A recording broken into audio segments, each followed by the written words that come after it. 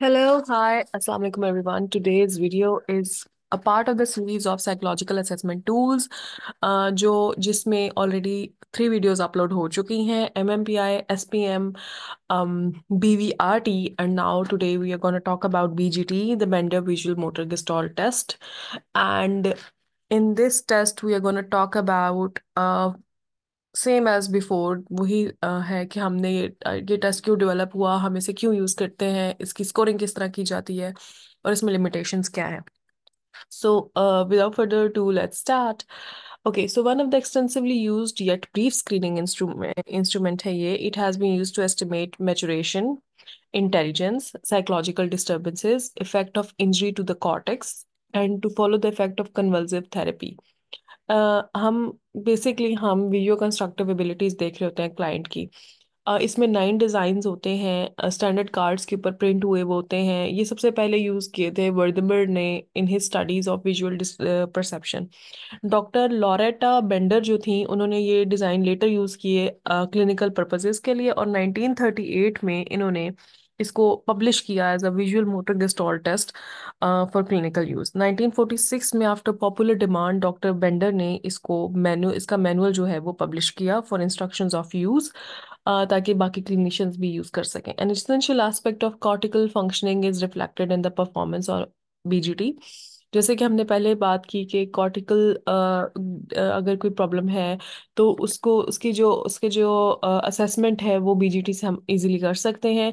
जो डिज़ाइन हैं वो रिप्रोड्यूस करने होते हैं, तो जब रिप्रोडक्शन में प्रॉब्लम्स आए जैसे फ्रेगमेंटेशन हो रही हो, डिस्ट्रक्शन हो रही हो या प्रीमिटिवेशन हो रही हो, तो ये होता है मोस्टली ऐसे बच्चों से जो 6 ईयर से कम हो या फिर जो ऐसे पेशेंट्स के जिनको इलेक्ट्रोकन्वल्सिव थेरेपी दी गई हो जस्ट और उसके फौरन बाद ये टेस्ट लिया गया हो, या ऐसे इंडिविजुअल्स जिनका ब्रेन डैमेज हो, जिनको टीबीआई हुआ हो या एबीआई हुआ हो ऑफ सम सॉर्ट, पैराटिक्स और सेनाइल्स हो सकते हैं.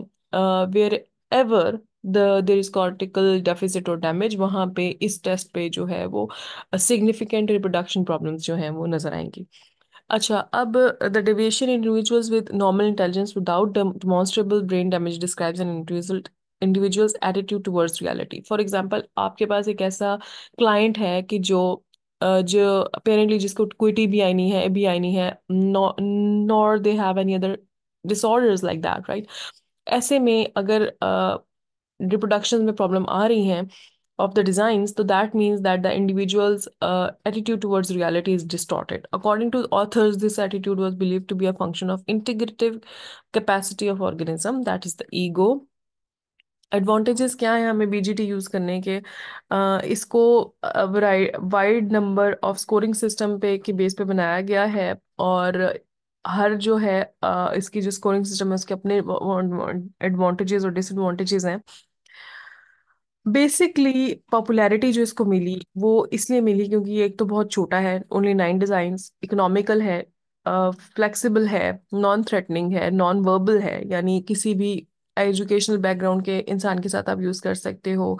कल्चरल कॉन्टेक्स्ट नहीं यहाँ पे कोई भी अप्लाई होता और बहुत ज़्यादा रिसर्चेज में यूज़ किया गया है.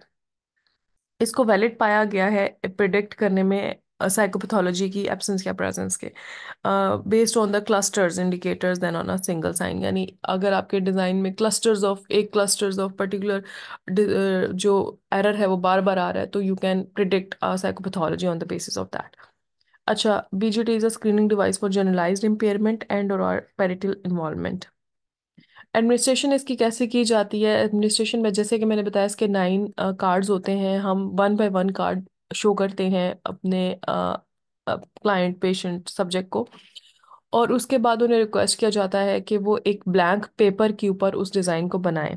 एक ही पेपर उन्हें दिया जाता है और 2 नंबर पेंसिल दी जाती है. इंस्ट्रक्शन उन्हें इस तरह से दी जाती है कि I am going to show these cards one at a time. मैं आपको कार्ड्स दिखाने वाली हूँ. एक एक वक्त पे एक ही कार्ड होगा, उसके ऊपर सिंपल ड्राइंग होगी, आपने उस ड्राइंग को कॉपी करना है पेपर के ऊपर जितने अच्छे से आप कर सकें. जिस तरह आप करना चाहें आप कर सकते हैं. ये आपकी आर्टिस्टिक एबिलिटी नहीं देख रहा कि आप कितने आर्टिस्टिक हैं, बट जस्ट आपने ड्राइंग्स को कॉपी करना है एज एक्यूरेटली एज पॉसिबल. जिस तरह पेस में आप जाना चाहते हैं आप जा सकते हैं, आप जल्दी करना चाहते हैं जल्दी कर सकते हैं, आराम से करना चाहते हैं आराम से कर सकते हैं, कोई टाइम लिमिट नहीं है इस टेस्ट के अंदर। और आप उन्हें ये भी बताते हो कि आपको इस पेज के ऊपर 9 डिजाइन बनाने होंगे, ताकि वो उस डिजाइन को माइंड में रख सकें कि मैंने इस एक पेज के ऊपर 9 डिजाइन बनाने हैं, और बहुत बड़े बड़े डिजाइन ना बनाए। आपने कोई कमेंट्स या एडिशनल इंस्ट्रक्शंस उनको नहीं देनी है जब कि वो ड्राइंग कंप्लीट कर रहे हो। अगर वो ये कोई ख़ास सवाल पूछते हैं तो आपने सवाल का भी जवाब इस तरह से देना है कि जिस तरह कहते हैं ना, ओपन एंडेड जवाब देना है, कोई कमिटल जवाब नहीं देना, जैसे कि make it look as much like the picture on the card as you can. और अगर वो फर्ज करें कि और शीट्स ऑफ पेपर यूज करना चाहते हैं तो वो कर सकते हैं। हालांकि हम उन्हें इनिशियली स्टार्ट में सिर्फ एक शीट देते हैं और कहते हैं कि इस एक शीट के ऊपर आपने 9 डिजाइन बनाने हैं। अच्छा, अगर वो टाइम बहुत ज़्यादा ले रहे हैं तो वो भी हमने नोट करना होता है। अगर वो रोटेशन वगैरह कर रहे हैं, फॉर एग्जांपल वो डिज़ाइन बनाते हुए रोटेट कर रहे हैं अपने पेज को, तो वो भी हमने नोट करना होता है। अगर वो साइज में या अरेंजमेंट में कोई प्रॉब्लम कर रहे हैं वो भी हमने नोट करना होता है। हमने ये नोट करना होता है कि वो कॉपी करें 9 डिज़ाइंस को, ठीक है। और उनको ये बताते हैं कि आपने 9 डिजाइन को यहाँ पे ड्रॉ करना है। उनको ये भी बताया जाता है कि आपने स्केचिंग नहीं करनी है बल्कि एक ही दफा में एक ड्राइंग बनानी है, ठीक है। 9 डिजाइन्स के ऊपर नंबर्स हैं, ठीक है। और हम हमेशा जो डिजाइन्स हैं वो उन नंबर्स के मुताबिक उनको प्रेजेंट करते हैं। एक दफा जब सारी इंस्ट्रक्शंस दे दी, सारा प्रोसीजर उन्हें समझा दिया, और उनके अगर कोई पॉसिबल क्वेश्चंस हैं तो वो क्वेश्चंस के आंसर्स दे दिए, तो फिर हम उनको डिज़ाइन ए देते हैं, जो है ना, मार्क नहीं होता, इसको स्कोरिंग में ऐड नहीं किया जाता डिज़ाइन ए को, ठीक है। और बाकी कार्ड्स को जब हम डिज़ाइन ए दिखा रहे होते हैं तो बाकी कार्ड्स को हमने उनसे नॉन विजिबल रखना होता है, जैसे कि बीवीआरटी में हम करते थे कि कार्ड्स बाकी विजिबल ना हो। और बीवीआरटी में तो हम ये करते थे ना कि उन्होंने उन्होंने रिकॉल या मेमोरी के बेस पे बनाना होता था। यहाँ पे उन्होंने रिकॉल या मेमोरी के बेस पे नहीं बनाना होता, अनटिल इट्स एडमिनिस्ट्रेशन सी जो बीवीआरटी में थी। बीजीटी में उन्होंने कॉपी करना होता है डिज़ाइन को, ठीक है, यानी हमने उनको डिज़ाइन सामने रखना होता है और उन्होंने उसको कॉपी करना होता है। बाकी डिज़ाइन अलबत्ता हम उनसे उस टाइम तक हिडन रखते हैं जब तक कि वो एक डिज़ाइन बना ना चुके हों। और इसी तरह फिर हम बाकी डिज़ाइन देना शुरू करते थे। ए बना चुके हों तो फिर हम ए साइड पे रख के डिज़ाइन वन दिखाते हैं, फिर उसे कॉपी करते हैं। क्योंकि इसमें हम उन्हें कोई टाइम लिमिट नहीं देते, लेकिन नॉर्मली ये होता है कि 5 मिनट्स या लेस में कुछ लोग कंप्लीट कर लेते हैं, कुछ 10 मिनट में कंप्लीट करते हैं, और कुछ कुछ पेशेंट्स जो होते हैं विच एक्चुअली हैव प्रॉब्लम्स, तो वो इसको 1 आवर, 1.5 आवर, हाफ आवर में कंप्लीट करते हैं। अच्छा, एडमिनिस्ट्रेशन के दौरान इट इज़ इम्पॉर्टेंट कि आप इस चीज़ को नोट करें एज एडमिनिस्ट्रेटर के जो पेपर है वो किस तरह से उन्होंने रखा है जब वो बना रहे हैं डिज़ाइन, ठीक है।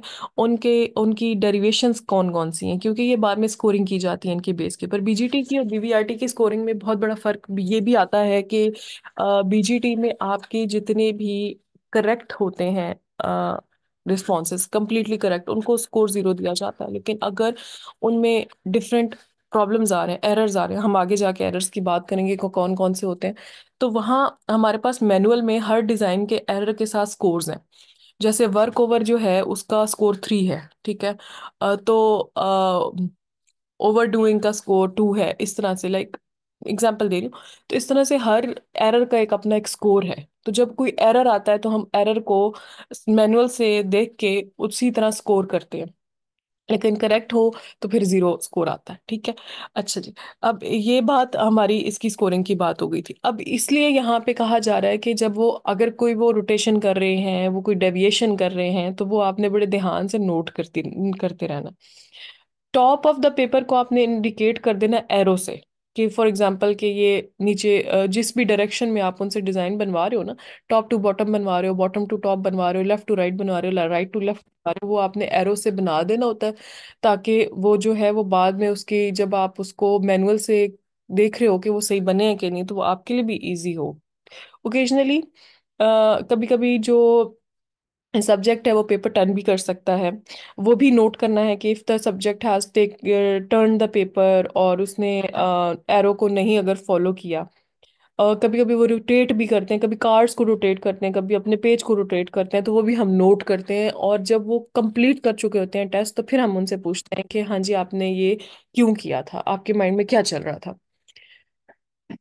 इसके अंदर बहुत सी वेरिएशंस हैं एडमिनिस्ट्रेशन की, जैसे कि हमारे पास बीवीआरटी में 4 टाइप्स ऑफ एडमिनिस्ट्रेशन थी। यहाँ पे भी हमारे पास ऑलमोस्ट 4 टाइप्स ऑफ एडमिनिस्ट्रेशन है। सबसे पहली टाइप ये हो गई कि आपने उन्हें one by one sequentially cards दिखाए और उन्होंने कॉपी किए, ठीक है, कॉपी सिंपल देखा और कॉपी किया।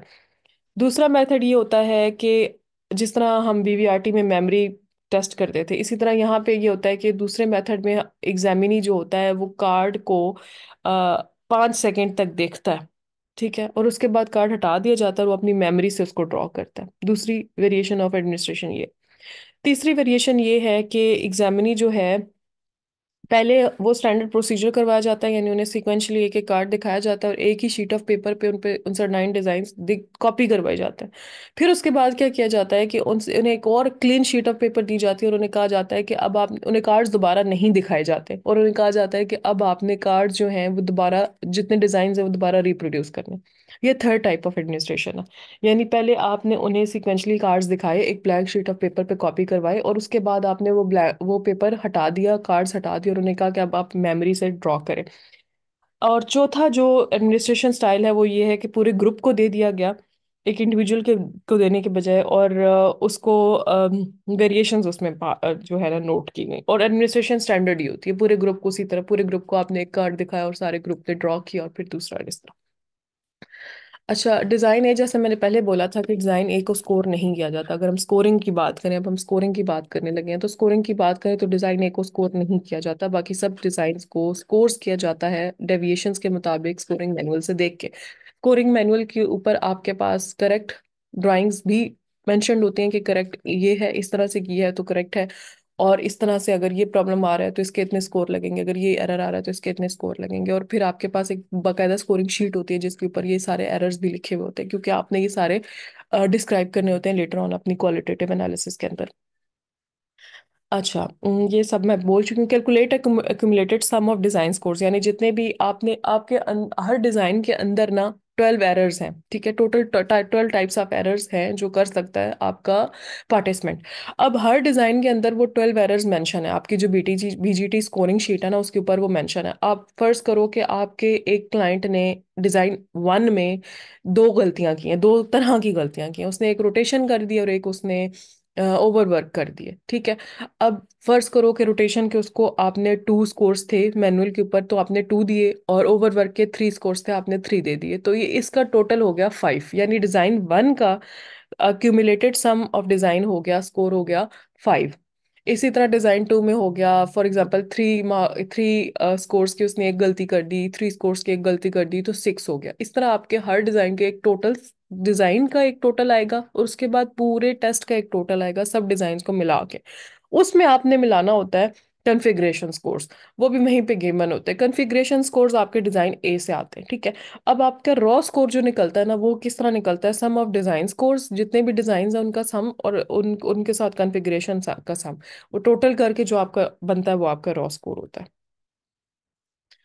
अच्छा, a wide number of scoring systems for adults and children have been developed for the Bender Gestalt, Pascal, and Sattel Hart Kopitz. The subject design are rated on their relative degree of accuracy and overall integration. Quantitative scoring of organic indicators are obtained by using the detailed scoring instructions of LAX. The results are summarized and tabulated on the Bender Gestalt test scoring summary. जैसे मैंने आपको वो बताया कि वो एक scoring sheet होती है जिसके ऊपर वो completely सारी scores और errors और हर चीज़ mentioned होती है। क्वालिटेटिव फैक्टर्स, ये अगर आप मुझे कमेंट में बोलोगे तो तभी मैं नेक्स्ट वीडियो में इनकी ये स्कोरिंग शीट कैसी होती है देखने में, कौन से एरर पे कौन सा स्कोर लगता है, वो सब मैं एक्सप्लेन कर दूंगी, otherwise I am not gonna put up that video. Qualitative factor can also be considered of vendor gestalt performance, including situations that might encourage faking, chronic schizophrenia, older age, or a history of substance abuse. अच्छा, the scoring procedure is very simple. जैसे मैंने बताया कि आप design ए के accept अलावा सारे designs को देखते हो, स्कोर करते हो उनकी डेविएशंस के मुताबिक, उनके एरर्स के मुताबिक मैनुअल से देख के। उनको स्कोरिंग शीट पर उतारते हो, उनके स्कोर्स डालते हो, फिर उनको प्लस करते हो, फिर उसका एज अ होल देखते हो, कॉन्फ़िगरेशन स्कोर्स देखते हो, एंड फाइनल रॉ स्कोर ले लेते हो। अब जो फाइनल रॉ स्कोर होता है उसे आप कन्वर्जन टेबल पे देख के according to depending on the subject's education एक जी स्कोर में कन्वर्ट किया जाता है। With practice it's about takes 2 to 3 minutes of scores for scoring. Each scorable deviation is defined in the manual accompanied by appropriate illustrations। Following deviations, अब हम अगर configuration scores की बात करें तो उसमें जो है फॉलोइंग डेविएशंस हो सकती हैं, एरर्स आ सकते हैं। ऑर्डर का एरर आ सकता है कि वो और लॉजिकल ऑर्डर में उसने नहीं किया डिजाइंस को कॉपी। ओवरलैपिंग डिजाइंस, जहाँ पे ओवरलैपिंग डिजाइन्स बना दिए गए। कंप्रेशन, जहाँ only half of the total space ली गई, यानी design drawn only using half of the total space, बहुत छोटे बना दिए गए, कंप्रेस कर दिए। सेकंड अटेम्प्ट, डे की डिजाइन को एक दफा से ज्यादा जो है वो अटेम्प्ट किया। यहाँ पे बीजीटी में रेजर अलाउड नहीं होती, बीवीआरटी में रेजर अलाउड होती है। सेकंड अटेम्प्ट अलाउड होता है, उसको हम नोट करते हैं। एसपीएम में भी सेकंड अटेम्प्ट अलाउड होती है, उसको हम नोट करते हैं। लेकिन बीजीटी में सेकंड अटेम्प्ट अलाउड नहीं होती, उसको उसकी स्कोरिंग की जाती है अंडर डेविएशन। उसके बाद इंडिकेटर्स ऑफ ऑर्गेनिसिटी, ये है एरर्स। ठीक है, कि कौन कौन से पॉसिबल एरर्स कर सकता है हमारा सब्जेक्ट। रोटेशन, जैसे कि पहले ही कहा कि रोटेट कर सकता है। ओवरलैपिंग डिफिकल्टी, फॉर एग्जांपल कुछ ड्राइंग्स ऐसी हैं जिनमें एक सर्कल के साथ दूसरा सर्कल ओवरलैप हो रहा है। ठीक है, और वो ओवरलैप नहीं कर सका, सब्जेक्ट ड्रॉ करते हुए उसको नहीं कर सका, तो वो डिफिकल्टी। सिंप्लीफिकेशन, उसने कोई डिजाइन बना रहा था और उसने अपने अंदाज में उसको सिंपलीफाई करके बना दिया। फॉर एग्जांपल डॉट्स होते हैं ना, तो छोटे छोटे डॉट्स बनाने बहुत मुश्किल हो जाते हैं, तो वो छोटे छोटे सर्कल बना देते हैं उसको इजी करने के लिए, तो दैट सिंप्लीफिकेशन, तो उसकी भी स्कोरिंग की जाती है। फ्रेगमेंटेशन, अब आप क्या करते हो फ्रेगमेंटेशन में, आपका सब्जेक्ट क्या करेगा कि आपके जो एक एक्चुअल पूरा डिजाइन है, गेस्टॉल्ट बेसिकली होता है कि the sum of whole is equal to the sum of its parts, right. तो गेस्टॉल्ट एक कंप्लीट डिजाइन का नाम है, और वो फ्रेगमेंटेशन में क्या करता है, उसको तोड़ देता है डिजाइन को इन डिफरेंट पार्ट्स। इस तरह से तोड़ता है कि वो उसका जो एक कंप्लीट होल का जो कॉन्सेप्ट है वो खराब हो रहा हो। रेट्रोग्रेशन में क्या होता है कि फॉर एग्जाम्पल, मैं आपको इसकी एग्जांपल देती हूँ फिर आपको समझ आएगा। रेट्रोग्रेशन में क्या होता है कि आपने अ, अपनी आसानी के लिए जो आपको इजी वे आउट लग रहा है ना वो करते हो। सिंप्लीफिकेशन में क्या करते हो, आप सिंप्लीफाई कर देते हो चीज़ों को। रेट्रोग्रेशन में आप क्या करते हो, आप इजी वे आउट ढूंढ रहे हो। तो जैसे ये एक डिज़ाइन है जिसमें आपने डॉट्स बनाने ना सीक्वेंस, तो बजाय उनको सीक्वेंस में बनाने के आपको लाइंस में डैशेस में बनाना इजी लग रहा है, आप फौरन से उसको डैशेस में बना देते हो, या सर्कल्स को लूप्स में बना देते हो। ठीक है, स्केयर बना देते हैं इंस्टेड ऑफ डायमंड, क्योंकि डायमंड की शेप थोड़ी वो होती है, कॉम्प्लिकेटेड होती है, तो कॉम्प्लिकेटेड से हटने के लिए उसको आप उसको ना स्केयर बना देते हो। ठीक है, रेट्रोग्रेशन बेसिकली ये होता है जब फिगर को उसके प्रिमिटिव गेस्टोल्ड में बना दिया जाए देन एक्चुअल स्टिमुलस फिगर। परसर्वेशन, परसर्वेशन हमने बीवीआरटी में भी पढ़ा था। परसर्वेशन बीवीआरटी से इसमें थोड़ा सा डिफरेंस ये है कि इसमें दो टाइप्स ऑफ परसर्वेशंस आ जाती हैं, perseverance आ जाती हैं, perservations हैं I think. Anyways, type A on inter-design perseveration occurs when there is the inappropriate substitution of the feature of a preceding stimulus, such as replacing the circle of figure 2 with the dots of design 1। जैसे कि हमने बीवीआरटी में देखा था, पहली तो type वही होगी। टाइप 2 में क्या होता है, टाइप बी, ए और बी। टाइप बी में क्या होता है कि जब क्लाइंट जो है जितना स्टिमुलस था, ठीक है, स्टिमुलस की जितनी लिमिट्स थी, यानी एक्चुअल डिजाइन की जितनी लिमिट्स थी उसके बियॉन्ड चला जाता है।